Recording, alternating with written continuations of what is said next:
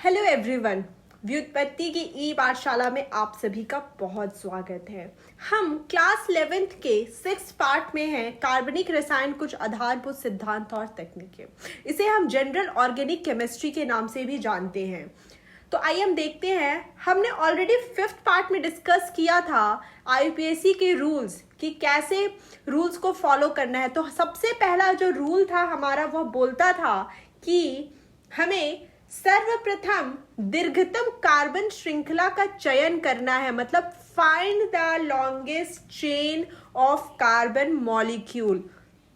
तो अगर हम काउंट करें तो हम देख सकते हैं कि यहाँ पर कहाँ 1 2 3 4 5 6 7 8 9 10 1 2 3 4 5 6 7 8 9 लॉन्गेस्ट चेन कंटिन्यूअस चेन, मतलब chain should not be broken, chain टूटी हुई नहीं होनी चाहिए, चेन कंटिन्यू होनी चाहिए और लॉन्गेस्ट होनी चाहिए। तो हमने पहले में देखा कि हमारे पास 10 कार्बन का एक चेन आ रहा है और दूसरे में 9, तो इसका मतलब जो 10 कार्बन वाला चेन है, श्रृंखला है, वह सही है। तो हमने पहले रूल से समझा कि श्रृंखला को ढूंढना है जिसमें कार्बन सबसे ज्यादा है। दूसरे रूल में आपको बोला गया था कि श्रृंखला ढूंढने के बाद आपको देखना है कि नंबरिंग आपको अंक देना है उस कार्बन की संख्या को जहां से शाखा समीप हो। शाखा क्या हो? समीप हो। तो कहां से शाखा समीप है वो हम देखते हैं। अगर हमने अपना लॉन्गेस्ट चेन फाइंड किया 1 2 3 4 5 6 7 8 9 10 11, ठीक है बच्चों। यहां पे हम देख रहे हैं कि तीसरे कार्बन पर हमें शाखा मिल रही है। और दूसरे प्रश्न में अगर हम देखें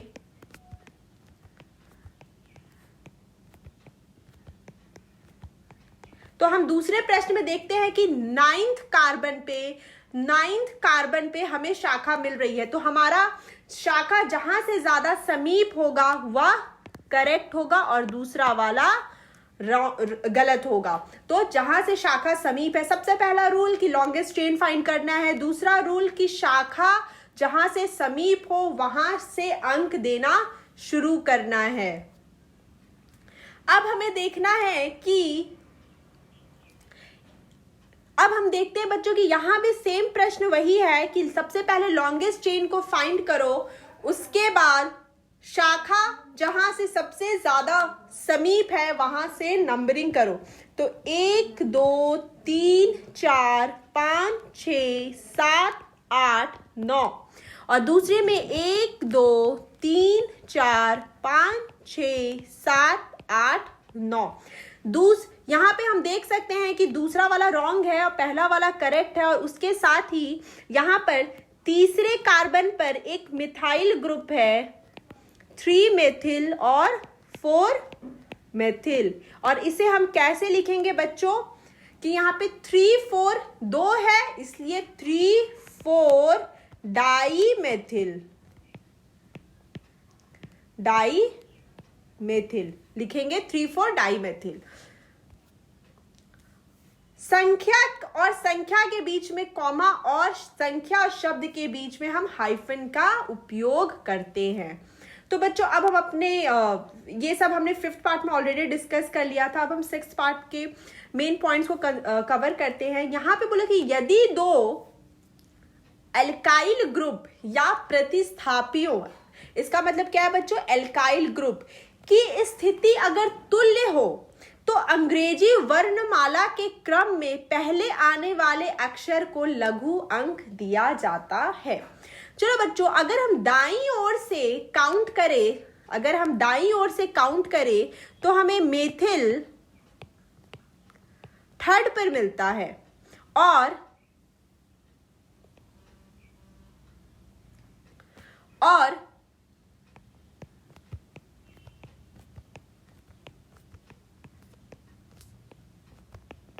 और 8वें ग्रुप पे हमें एथिल मिलता है, जिसे हम इथाइल भी बोलते हैं। एथिल हमें मिलता है 8वें ग्रुप पे। अगर हम मेथिल और इथाइल में कंपेयर करें तो हमें पता है कि ई पहले आता है, हमें क्या पता है कि ई पहले आता है। तो नंबरिंग लघु अंक किधर से देना होगा, जहां से वह समीप हो। तो समीप कहां से है बच्चों, तो हम अपनी काउंटिंग को दूसरी तरफ से करेंगे, जहां से इथाइल ग्रुप पास में हो। तो 1 2 3 4 5 6 7 8 9 10। पहला रूल लॉन्गेस्ट चेन फाइंड करना, दूसरा रूल शाखा को देखना। अगर दो शाखा डिफरेंट है, अलग अलग है, तो हम पहले अल्फाबेटिकल ऑर्डर के समझकर हम देखेंगे कि अल्फाबेटिकल ऑर्डर में पहले कौन आता है और वहीं से हम नंबरिंग स्टार्ट करेंगे। तो बच्चों अगर हम इस क्वेश्चन को सॉल्व करें तो हमारा उत्तर आएगा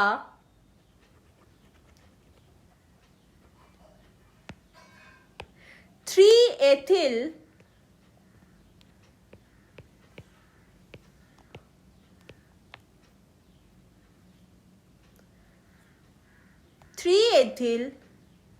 8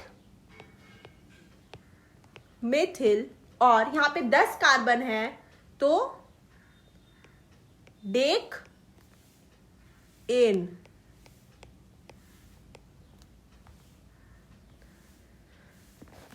तो बच्चों इस तरह हमने इसका नोमेनक्लेचर किया। अब देखिए हमने फोर्थ पार्ट में पढ़ा था शायद कि यहां पे अगर आपके पास 2 मेथिल प्रोपेन है तो अगर आप एक हाइड्रोजन निकाल दोगे तो वो 2 मेथिल प्रोपाइल हो जाएगा। इस चीज को बहुत ध्यान से रखिएगा कि अगर एक हाइड्रोजन को हम रिमूव करते हैं तो वह प्रोपाइल हो जाता है या ब्यूटाइल हो जाता है। तो शाखित श्रृंखला का कार्बन परमाणु जिस जनक श्रृंखला से बंधित होता है। जरा इस क्वेश्चन को हम समझेंगे कि कैसे सॉल्व करना है। देखिए सबसे पहले क्या करना है, पहला रूल है लॉन्गेस्ट चेन फाइंड करना। तो हमें सबसे पहला जो लॉन्गेस्ट चेन है हम काउंट करके देखेंगे कि हम देखते हैं बच्चों कैसे 1 2 3 4 5 6 7 8। एक ये लॉन्गेस्ट चेन पॉसिबल है। दूसरा हम देखते हैं 1 2 3 4 5 6 7 8। कहीं से भी काउंट करो, हमें जो लॉन्गेस्ट चेन मिल रहा है वह 8 कार्बन का है। तो हम अपने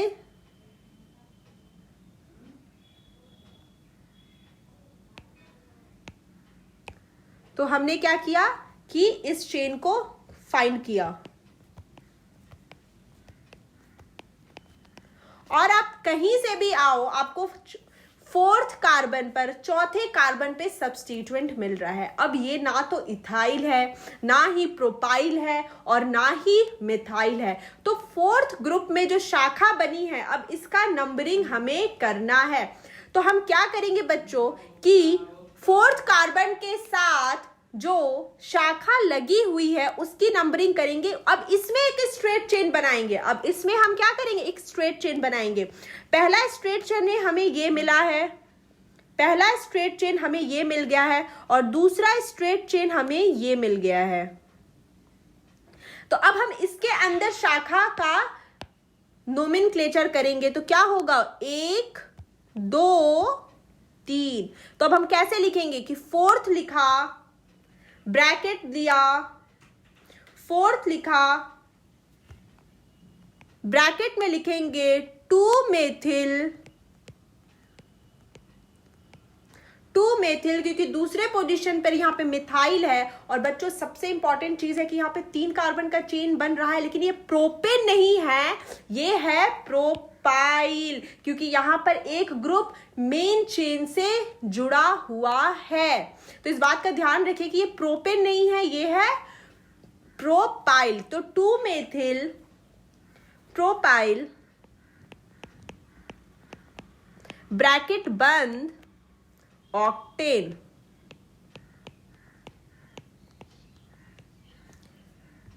तो बच्चों इस तरह हम शाखित श्रृंखला का नोमेनक्लेचर करेंगे। सबसे इंपॉर्टेंट ये है कि आपको प्रोपेन प्रोपाइल का डिफरेंस पता होना चाहिए। जैसे अगर हम यहाँ देख सकते हैं कि प्रोपेन में हमें कितने कार्बन मिलते हैं, 3 कार्बन। वहां पे प्रोपेन में हमें मिलते हैं 3 कार्बन C3H6, लेकिन अगर प्रोपाइल की बात करें तो वहां हमें मिलते हैं C3H5। जैसे आप यहाँ देख सकते हो, यहाँ पे प्रोपाइल है क्योंकि C3H5 है।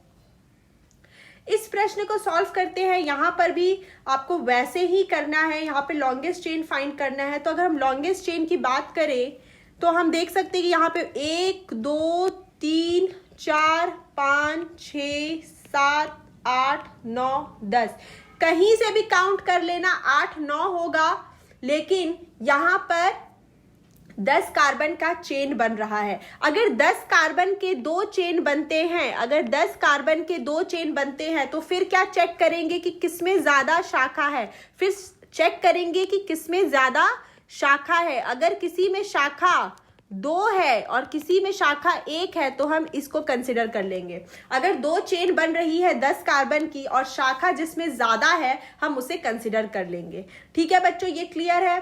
तो अब हम क्या देखते हैं कि हमारा चेन बन चुका है। अब हम देख रहे हैं कि यहां पर एक शाखित श्रृंखला बन रही है, शाखित श्रृंखला बन रही है। तो इसका नोमेनक्लेचर कैसे करेंगे? 1 2 3 4। तो यहां लिखेंगे कि सबसे पहले हम लोग देखेंगे कि थर्ड वाले कार्बन पे, यहां पे देखिए बच्चों, थर्ड वाले कार्बन पर भी क्या है? 2 मिथाइल ग्रुप है, 2 मिथाइल ग्रुप है। तो इसका नोमेनक्लेचर होगा, बच्चों इसका नोमेनक्लेचर होगा, अब देखिए यहां पर हमको क्या देखना है कि 5th में दूसरे कार्बन पे इथाइल है, 2 एथिल और 4 कार्बन की श्रृंखला बन रही है वहां पे, 2 एथिल ब्यूटिल ब्रैकेट बंद 3 डाई मिथाइल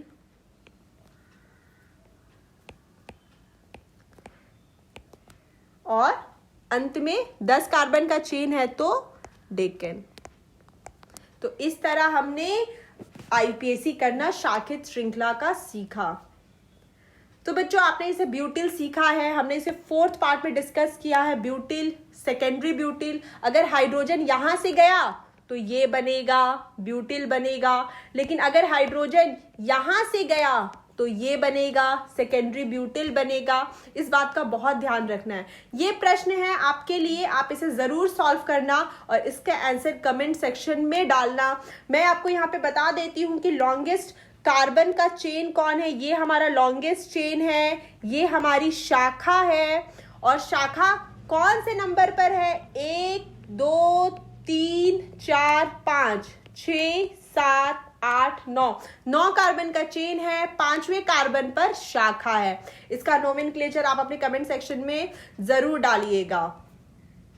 अब हम बात करेंगे चक्रीय यौगिक। अगर कार्बन की संख्या चक्र में ज्यादा है, मतलब साइक्लिक ग्रुप की बात हो रही है। किसकी बात हो रही है? साइक्लिक ग्रुप की बात हो रही है। साइक्लिक ग्रुप की बात हो रही है तो कैसे लिखेंगे? देखिए यहां पर साइकिल में कितने हैं? चक्र में कार्बन की संख्या 6, श्रृंखला बोले तो यहां पर 1 2 और 3, श्रृंखला में 3, तो यहां पे चक्र में ज्यादा है। तो यहां पर हमारा जो फंक्शनल ग्रुप है, क्रियात्मक समूह है, यहां पर हमारा क्रियात्मक समूह चक्र होगा। ठीक है, यहां पर हमारा क्रियात्मक समूह कौन होगा? चक्र होगा बच्चों। तो इसका नोमेनक्लेचर अगर हम करेंगे तो कैसे करेंगे? हम करेंगे 1 2 3 4 5 6। यहां पे हम लिखेंगे बच्चों 1, कितना कार्बन है? 3 कार्बन है, 1 प्रोपाइल, 1 प्रोपाइल, साइक्लिक ग्रुप है, चक्रीय ग्रुप है, इसलिए बोलेंगे साइक्लोहेक्सेन।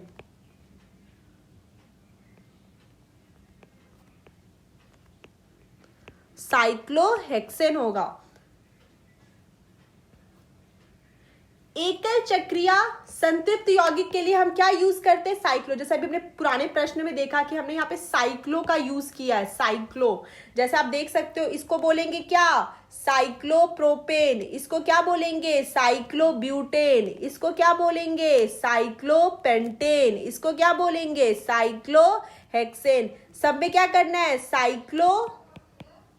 Cyclopropane, cyclobutane, cyclopentane. कितने कार्बन है? 3 कार्बन तो साइक्लोप्रोपेन, 4 कार्बन तो साइक्लोब्यूटेन, 5 कार्बन तो साइक्लोपेंटेन, 6 कार्बन है बच्चों तो कितना हुआ? साइक्लोहेक्सेन। इस प्रश्न को सॉल्व करेंगे। अब देखें कि अपने पास कितने हैं। चक्र में कार्बन 6 है और श्रृंखला में कम है, तो क्या करेंगे हम? अब नोमेनक्लेचर करेंगे। नोमेनक्लेचर में हम क्या देख सकते हैं? हमारे पास नंबर कहां से स्टार्ट करेंगे? अब हम देखो नंबर स्टार्ट करेंगे अल्फाबेटिकल ऑर्डर पे। अल्फाबेटिकल ऑर्डर में एक जगह प्रोपाइल है, और दूसरी जगह मिथाइल है। तो पी और एम में पहले कौन आता है? पी और एम में बच्चों पहले कौन आता है? जल्दी बताइए। पी और एम में पहले आता है एम। तो हमारा नंबर कहां से स्टार्ट होगा? यहां से। उसके बाद हम किधर से घूमना स्टार्ट करेंगे? क्लॉकवाइज कि एंटी क्लॉकवाइज? अगर हम क्लॉकवाइज डायरेक्शन में घूमेंगे तो हमें शाखा जल्दी मिलेगी, तो 1 2 3 4 5 6। इसका नोमेनक्लेचर क्या होगा? 3 प्रोपाइल 1 मेथाइल साइक्लोहेक्सेन। तो बच्चों इसको लिखेंगे कैसे? अब हमने क्या देखना है कि पहले कौन आता है? पहले आता है मिथाइल। तो हम फाइनली इसका आईपीएसी नेम लिखते हैं, जिसमें हम लिखेंगे 1 मेथाइल 3 प्रोपाइल साइक्लोहेक्सेन।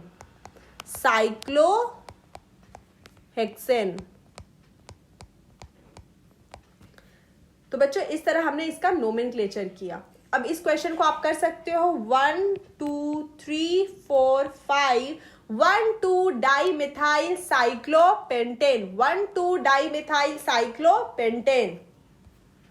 श्रृंखला में अगर कार्बन ज्यादा है और चक्रीय कार्बन में संख्या कम, यह प्रश्न देख लीजिए। यहां पर क्या करेंगे? नंबरिंग यहां पे स्टार्ट होगा 1 2 3 4 5। नाम होगा 3 साइक्लो प्रोपाइल। 3 क्योंकि ये साइक्लो ग्रुप है और प्रोपेन वाला कार्बन है, 3 कार्बन है, तो क्या होगा? 3 साइक्लो प्रोपाइल पेंटेन। बहुत अच्छे से रूल्स को फॉलो करना है और आपको यह क्लियर हो जाएगा। तो बच्चों आज के लिए